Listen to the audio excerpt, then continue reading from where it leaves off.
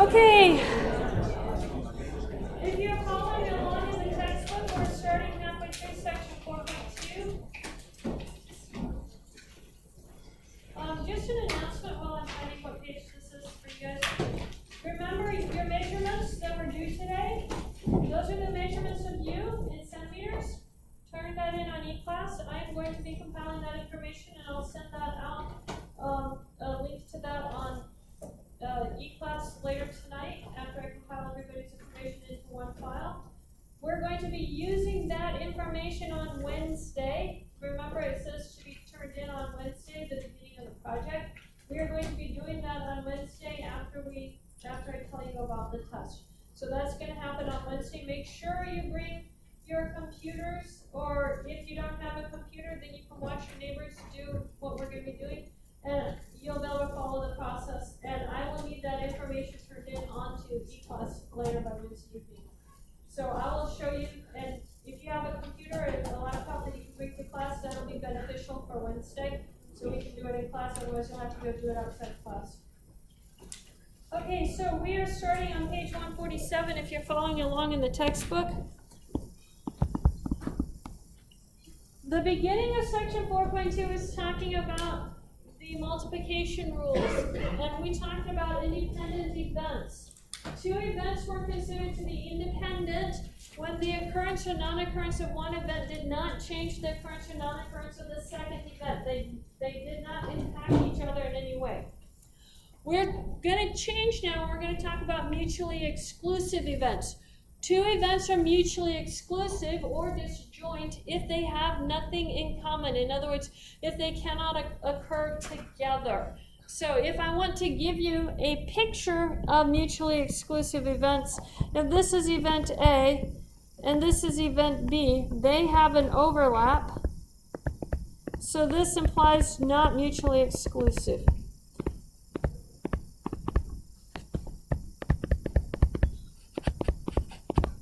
Now, if they were drawn this way, there is no overlap. So these are mutually exclusive.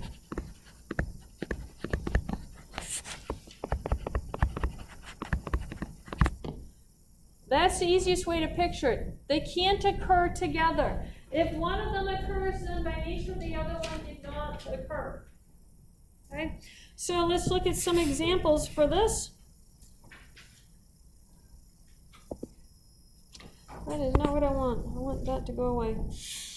I guess I have to go down this way.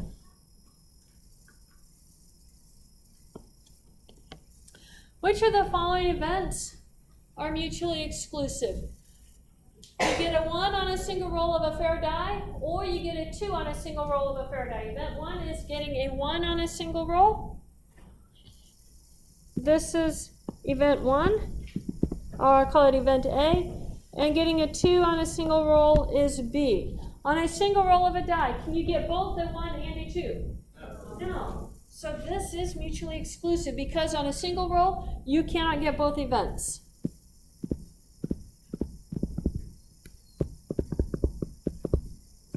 Now, how about this? Owning a pet dog, owning a pet cat. Could someone own both a dog and a cat? Yes. Yeah. So these are not mutually exclusive.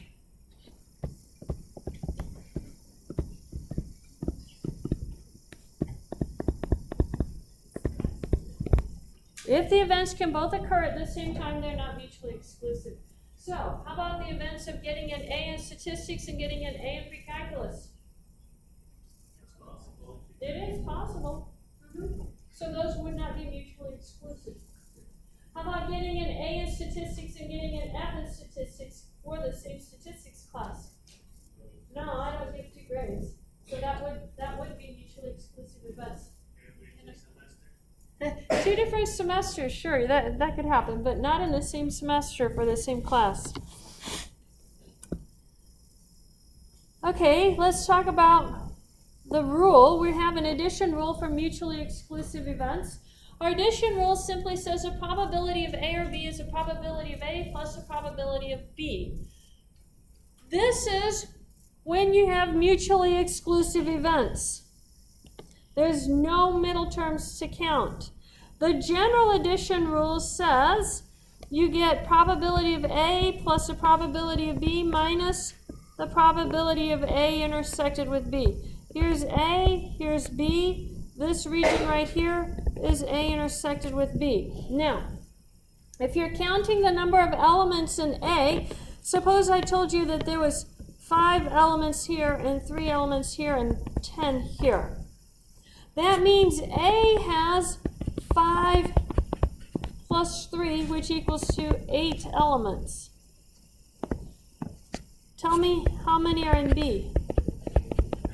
Yeah. 13 elements. If you want to find the total of them,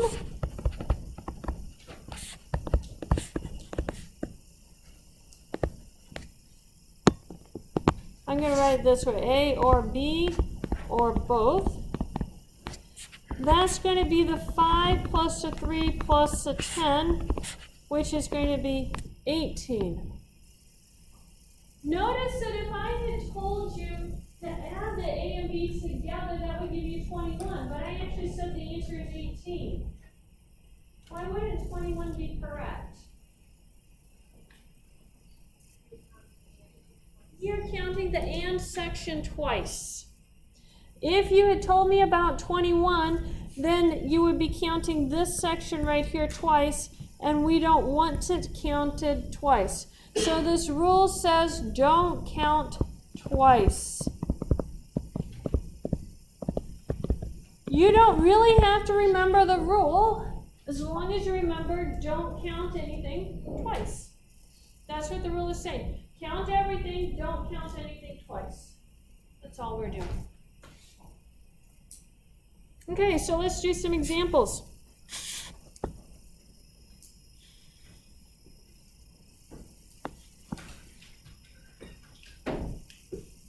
Says Laura is playing Monopoly.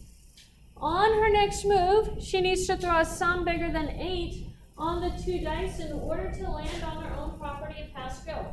What is the probability that Laura will roll a sum bigger than 8? How do you roll sums bigger than 8? So that would mean a 9, a 10, 11, or 12. Those are bigger than 8, right? Can you get bigger than 12 on a roll of 2 dice? No. So let's list the options for rolling a 9. How would you get a 9?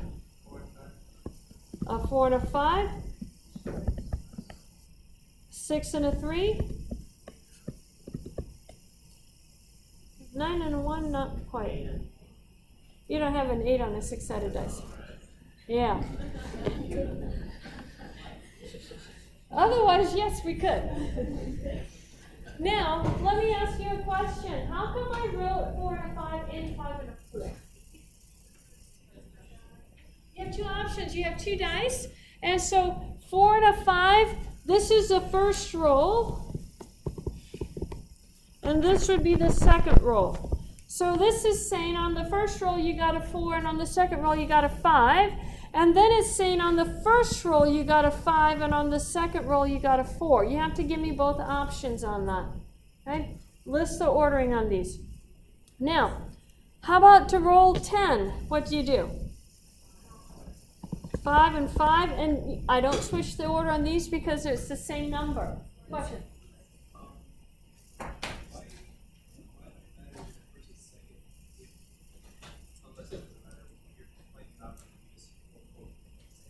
Because what I'm going to do is make my sample space ordered. I'm going to list all the possible options, and I'm going to find the probability, and I'm going to keep the order in that possible options too.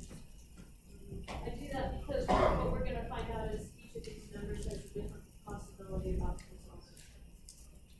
Yeah, that's why. Okay, so 5 and a 5. What else would get you a 10? 6 and 4. 4 and 6. Anything else? 3 and 7, except 7's bigger than 6, so that's it. How about 11?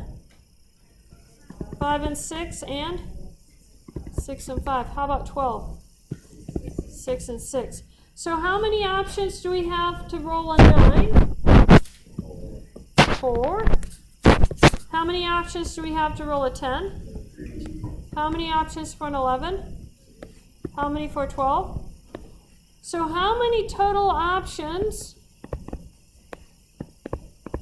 for 9, 10, 11, and 12 if I combine them all? So 4 and 3, 7, 8, 9, 10. 10 options. How many total for a roll of 2 dice?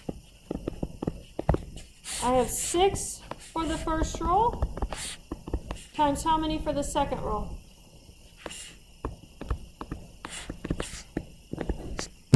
So I get a total of 36. So what is the probability Laura will roll a sum bigger than an 8?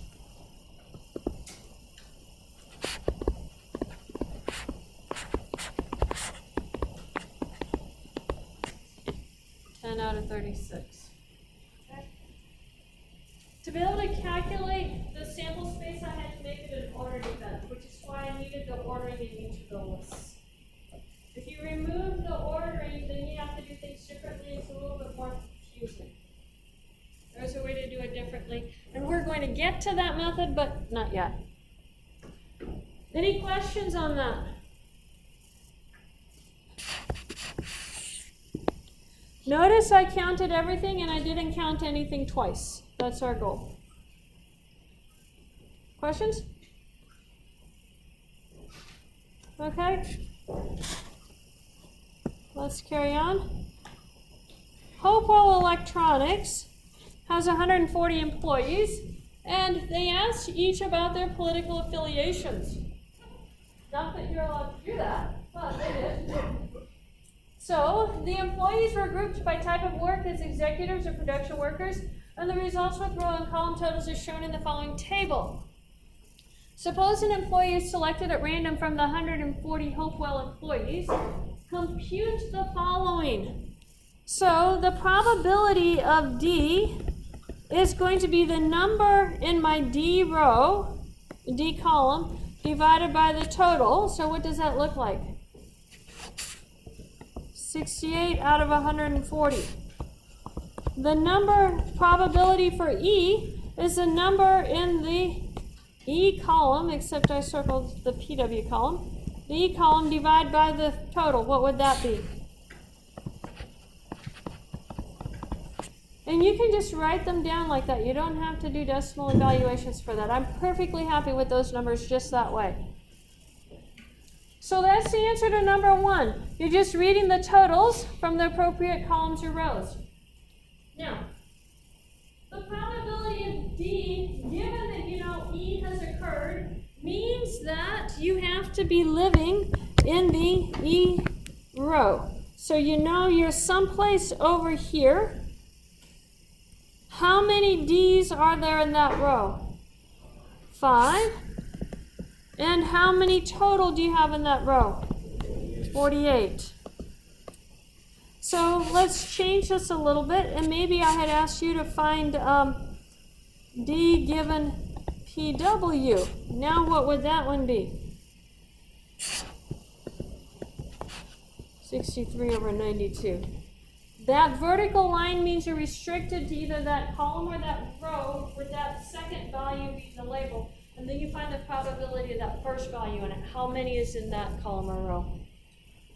Okay, number 3, it says are events D and E independent. Do you remember how to determine if events were independent from last time?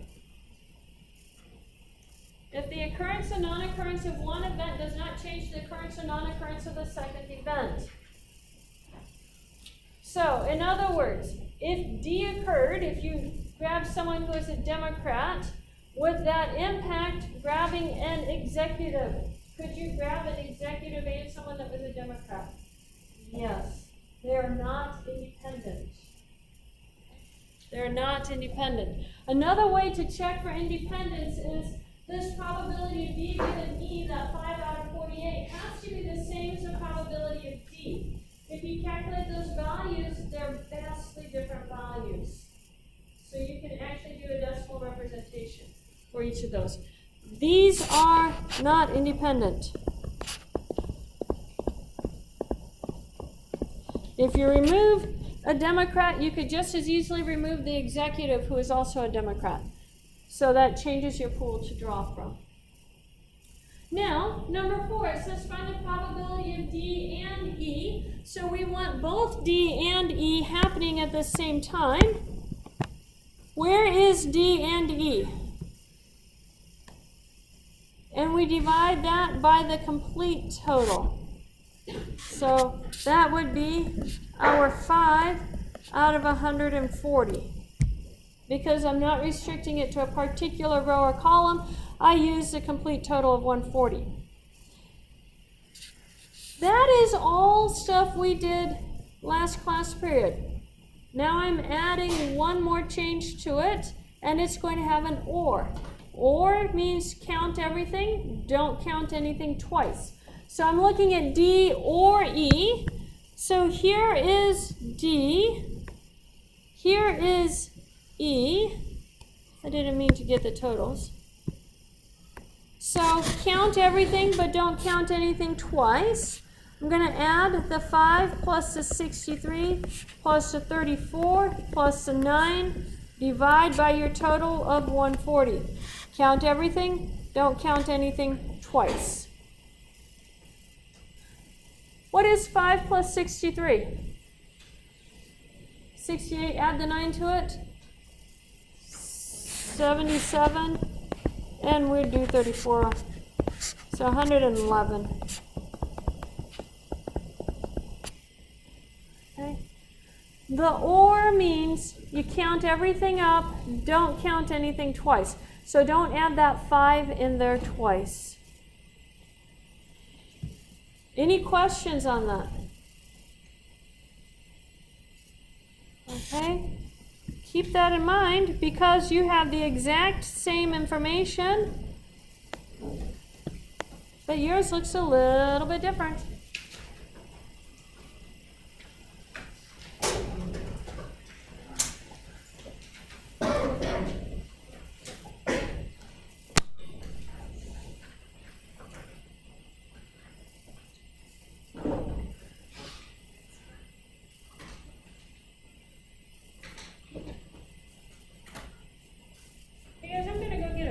So I can write on your papers if I need to. Clarify things, I'll be right back.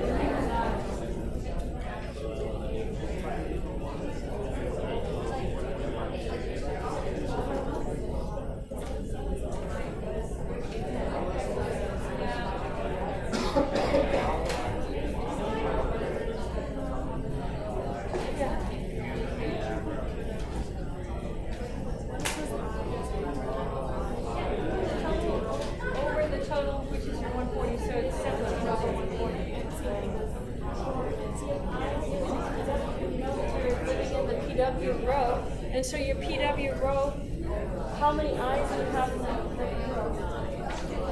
8. Divided by the total.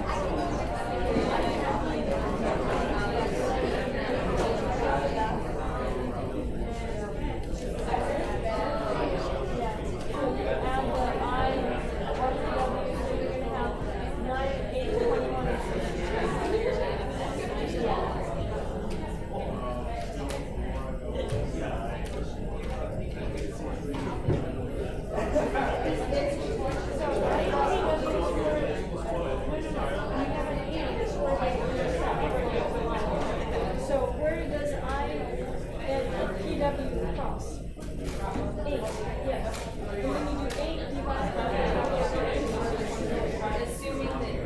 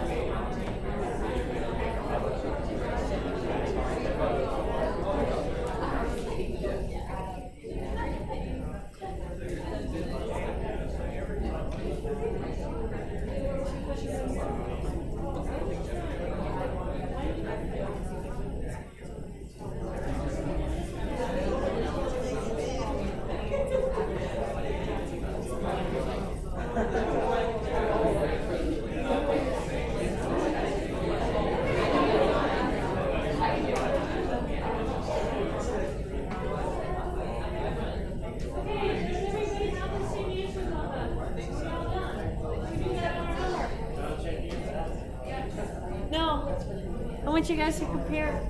You guys have the same answers, it should be correct. Look at Pamela's, see if you have the same as Pamela's. Did you compare with Pamela? Yeah, we do have this. Okay, that's what's important, yes. Okay, that is the end of 4.2. Oh no, we got 4.3 to go yet.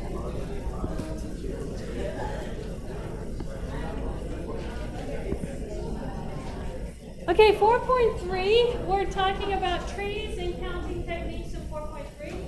The trees are going to be a little bit painful because they're hard to draw, not because they're hard to figure out, but because they're actually hard to draw. You get your lines too close to each other. So, they're not that difficult, but I'm not an artist. So let's talk about our multiplication rule. We've already talked about this rule before. If you have a series of events E1, E2 up to EM, where N1 is the number of possible outcomes for E1, N2 is a possible number of outcomes for E2, and so forth, the product N1 times N2 up to N sub M gives a total number of possible outcomes for the series of events E1, E2 through EM. So suppose event 1 had 3 outcomes, and suppose event 2 had 10 outcomes, and suppose event 3 had 4 outcomes. How do you find the number of outcomes for all of them combined together?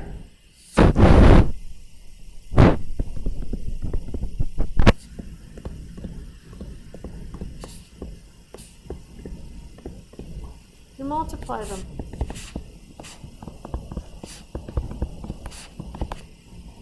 What's 3 times 10? Times 4? 120. So this is a total number of outcomes. So this would be total number of outcomes E1, E2, and E3, one after the other. So event 1 would be like first, event 2 would be second, and event 3 would be third. If you are rolling a dice and flipping a coin, how many possible number of outcomes can you have of rolling the dice first and flipping the coin second? If you have a fair die. Yeah, 6 times 2 is 12. Now, suppose you have, instead of a 6-sided dice, suppose you have let's see, you can get 4-sided dice, they're like triangles. You have a 4-sided dice, and you're flipping a coin. How many options do you have for that? 8. Number for the first times the number for the second. That's all this is telling you is your multiplication rule. There's another way to get to the same information your multiplication rule is giving you, and that is to draw a tree diagram.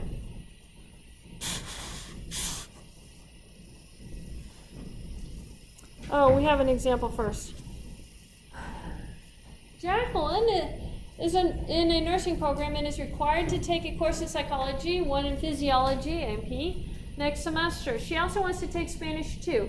If there are 2 sections of psychology, 2 of A&P, so you have 2, 2, and 3 of Spanish. How many different class schedules can she make? Use the multiplication rule to solve it, assuming none of them conflict. 2 times 2 times 3 is 12. She can have 12 different schedules to choose from. Okay, just multiplying your numbers together. Whenever you see something that says how many on it, you're using your multiplication rule. That's your cue for the multiplication rule. How many? Now, number 2 says construct a tree diagram and compare your results to the first question above. So, this is the starting point. She has 2 choices for psychology. So I'm going to put A and B for psychology. From that, she has 2 choices for A and P. So this is going to be A and P, and you're going to have A and B sections for those. And then she has 3 sections for Spanish. Notice I make 3 lines for this one because there's 3 options. And this is Spanish too. So we're going to call that ABC, ABC, as in the different section names for each of the classes. Count them for me. How many N's do I have down here? 12. That is the same way as writing all the options down and counting it. Notice you can say they took the A section for psychology and the B section for AMP and maybe the A section for Spanish. And that ends you down here.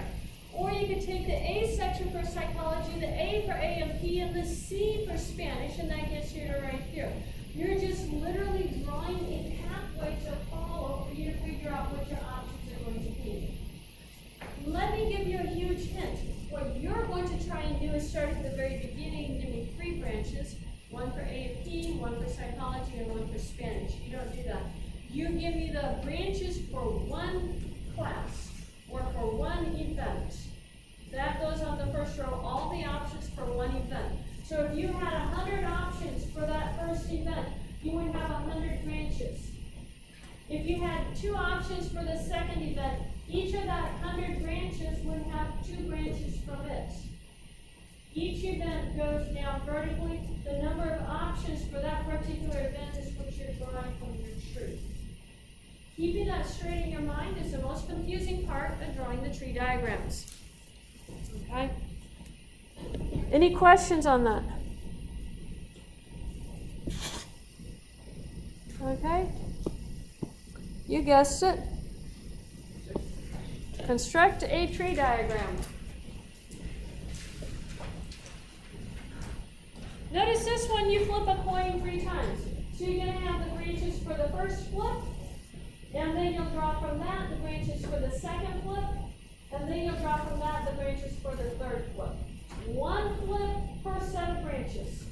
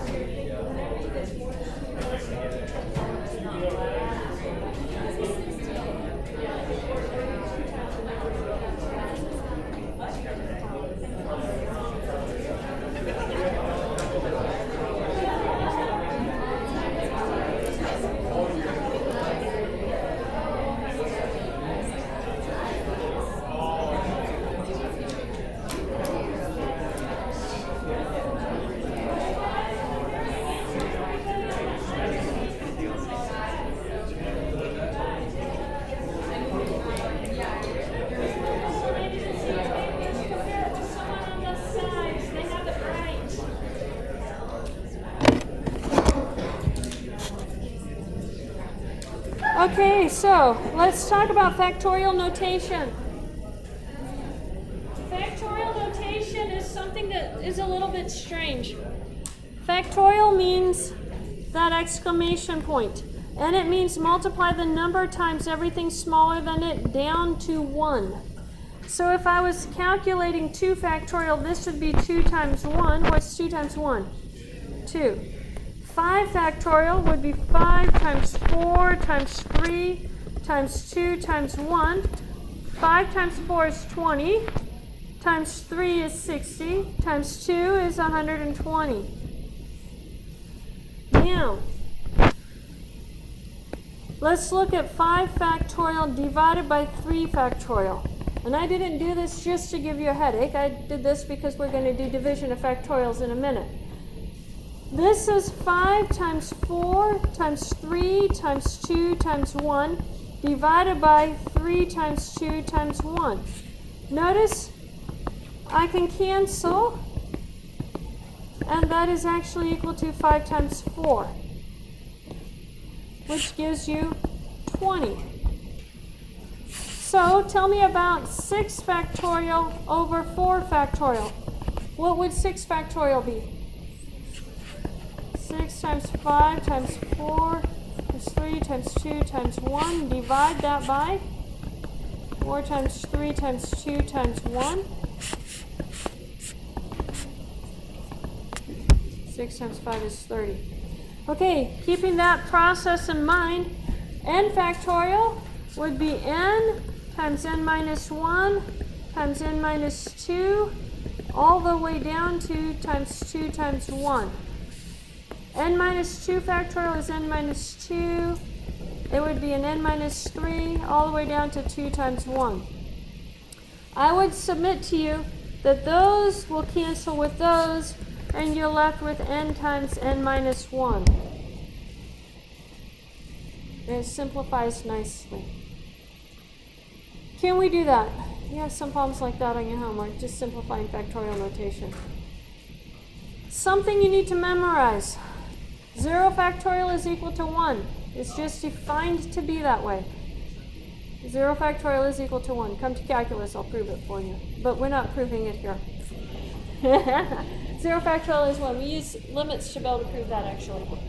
And 1 factorial is 1. Okay? So those are our definitions. Why do we care about factorials? For those of you who don't like drawing tree diagrams, we have permutations and combinations. These are ways of counting your events without actually drawing the tree diagram to trace out, find out how many ends you had on your tree diagram. Permutation goes with order. So the number of different ways of selecting R ordered objects from a total of n objects is computed using the permutations rule. And it's n factorial over n minus r factorial. Looks kind of ugly, but your calculators will do this for you, so you don't have to do it by hand. Combinations, the number of different ways of selecting R objects, order does not matter here, from a total of n objects is n factorial over r factorial, n minus r factorial. Notice the difference between those two formulas is you're divided by that r factorial. There are fewer combinations than there are permutations because the order matters in permutations. You can have different ways of writing things. So we have to figure out when to use which one and how to calculate each of these.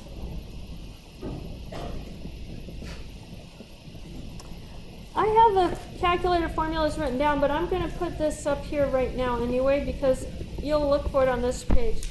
For those with the TI-83, TI-84, TI-Nspire, you're going to look under the math key. Under that, you're going to look at PRB, and then you'll scroll to find the appropriate one.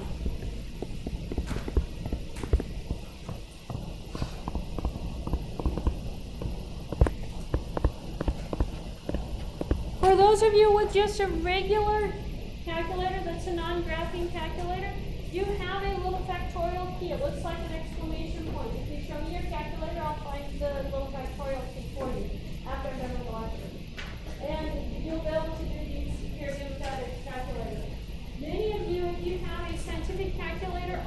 cell phones will also be able to find the factorial key on your scientific calculator on your cell phones. So you do not have to have a TI-83 or TI-84 calculator for this. You can do this just on any calculator. Let's look at some examples. Determine whether to use combinations or permutations in each of the examples given below, then evaluate each. Your parents have invited you to take any 3 of your 5 friends on a family vacation. How many different sets of 3 friends can you take with you? Combinations or permutations? Does it matter what order you ask your friends to the vacation with you? Now, any group of 3 friends will work. Order does not matter. So which is it?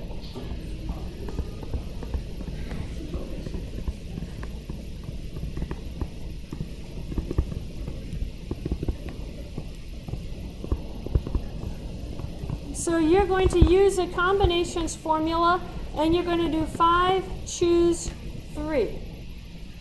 Okay? That's 5 factorial over 3 factorial, and 5 minus 3 is 2 factorial. I'm going to run out of room, so let me do that right here. So you have 5 times 4 times 3 times 2 times 1 over 3 times 2 times 1, and then 2 times 1. The 3 to 1 cancels, so you get 20 over 2, or 10. There are 10 different groups of 3 of your 5 friends that you could invite on your family vacation with you. Now, look at the second question. 5 of your friends are running for class offices. The positions are president, vice president, and treasurer. How many different slates of officers could be elected from your 5 friends? Does order matter? Yes, because if you change out which position they are, you have a different slate of officers. So order matters. Do you use permutations or combinations? Permutations. So this is going to be P 5, 3, which is going to be the 5 factorial over 5 minus 3 factorial. What's 5 minus 3 factorial? 2 factorial. So that's our 5 times 4 times 3 times 2 times 1 over 2 times 1. 2060. There's 60 different ways that 3 of your 5 friends can be class officers. 60 different ways. And it's important that you see this number is bigger. Compare them. I started with 5 and 3 for number 1, and I have 5 and 3 for the second one. Look at how different they are. If you don't choose correctly, permutations or combinations, you're going to get the wrong answer. Okay, those of you with the calculator, the TI-83, TI-84, try going to Math, PRB, and see if you can find the information. This is important for you to try this because what you're going to find out is you have to type one of your numbers first before you go there. On your TI-83 or TI-84 calculator, it has things listed as NPR or NCR. That means you have to type the number first, so you would do 5, P, and then 3. So you have to choose, you have to type your N in first, then go to Math PRB, choose the correct one. If you're doing permutations, that would be the P, click it, and then type the 3 to get your answer. Okay? Your other TI-83 calculators, your other basic calculators, I don't know exactly the formats that they use because they're all different on it, but I can try to figure it out if you have a manual. Any questions on that? Hit the math key? No, that's right, hit 5 first. Then hit the math key. And then you go to PR. And then scroll down and see if I can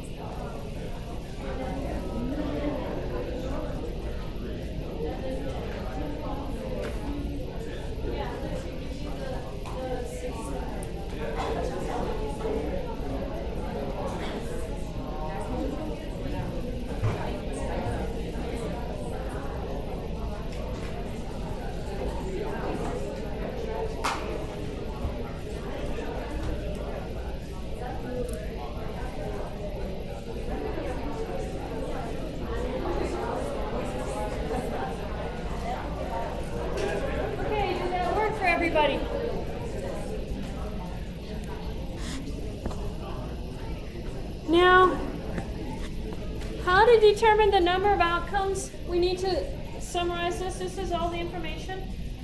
If the experiment consists of a series of stages with various outcomes using the multiplication rule or your tree diagram, whichever way you find you want, or whichever way the problem specifies you need to do it. I am not going to have you do a tree diagram on the test. My preference is multiplication rule. If you want to do a tree diagram on the test, feel free to do that. Okay? If it's asking you how many, and you have a series of events, use the multiplication rule or the tree diagram. If the outcomes consist of ordered subgroups of n, use permutations.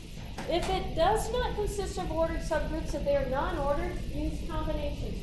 So you have to ask yourself, is that order? Does order matter in your subgroups? If your answer is yes, then you have to use permutations. Sometimes it's a little tricky and you're going to wonder, okay, now what should I do? Permutations or combinations? It could be either way.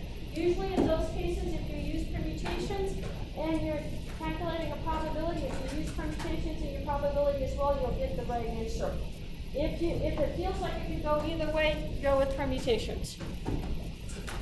And then let's see, what was our last slide? Okay, we're going to have one more example and there's one more checkpoint on this. How many different groups of 5 problems can be chosen from 12 problems? It says one professor grades homework by randomly choosing 5 out of 12 homework problems. I had a professor in graduate school that did this. Except it wasn't homework problems, it was homework assignments out of the entire semester. We had to bring them all at the end of the semester, and he would pick either 5 out of the 27 that we had done. And that's what he graded. It says how many different groups of 5 problems can be chosen from the 12 problems. Does the order matter? No, it's just any set of groups. So this would be combinations. So that means we're choosing the 12, choose 5. It's always the biggest number and then the smallest number. I'm not going to calculate that. You guys could do that on your calculators. Jerry did only 5 problems of one assignment. What is the probability that the problems he did comprised a group that was selected to be graded? He chose a specific set of 5 problems. So it's 1 over your answer from the previous problem because he chose 5 problems.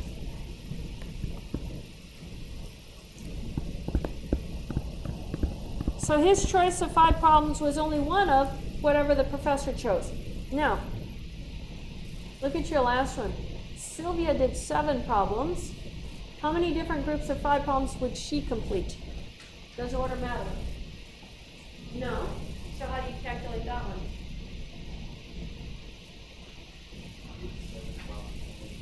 How many sets of 5 would she have done? In other words, the professor is only choosing 5 problems. How many sets of those 5 that he chose would be in her group of 7?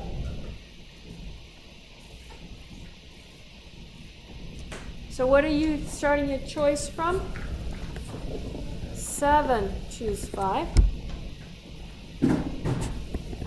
And then what is the probability that she has one of the group of 5 problems the teacher chose?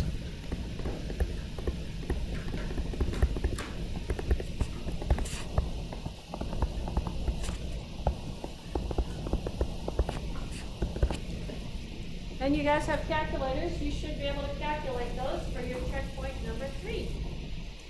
When you're done, put your names in your papers and turn them in. Yeah, well, compare them with everybody else first.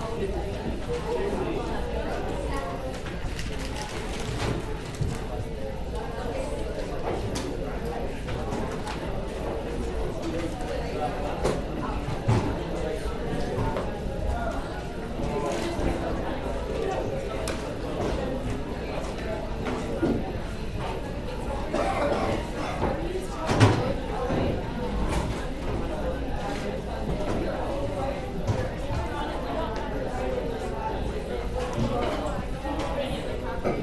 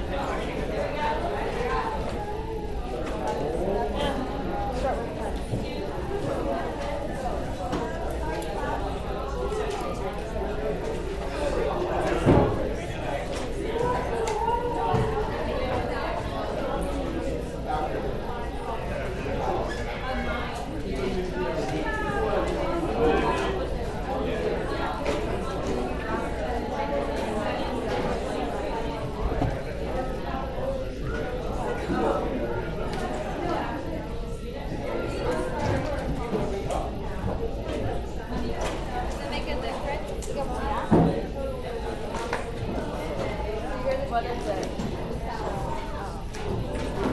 Is that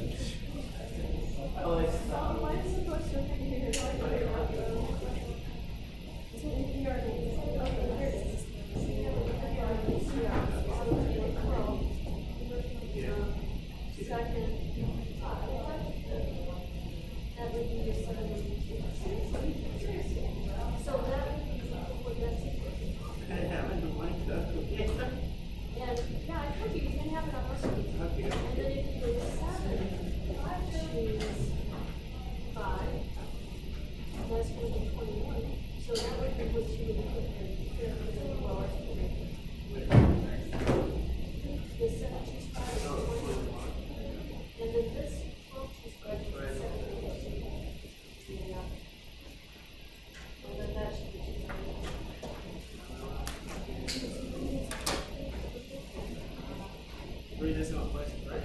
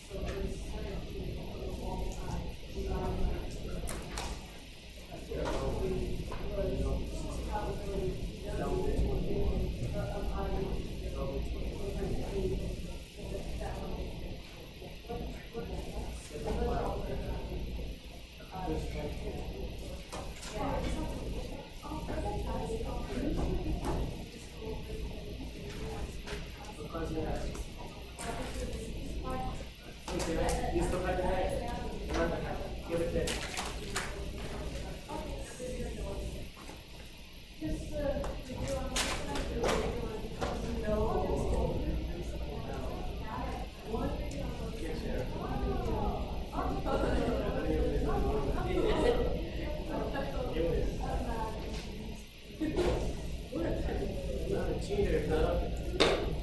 What are you wearing?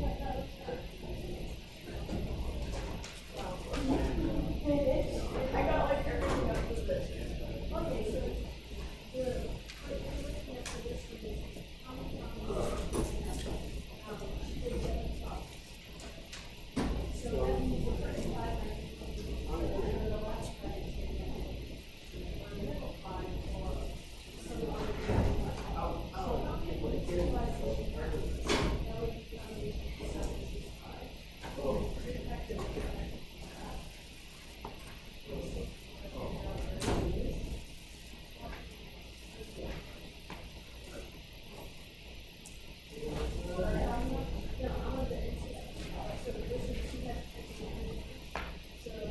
You know, Arrow, the guy I was talking to, and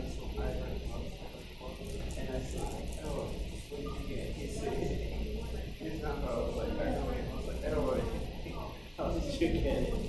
He was like, magic. And then I was like, oh, cheating. Nobody knows your homework. Yes. When a cheater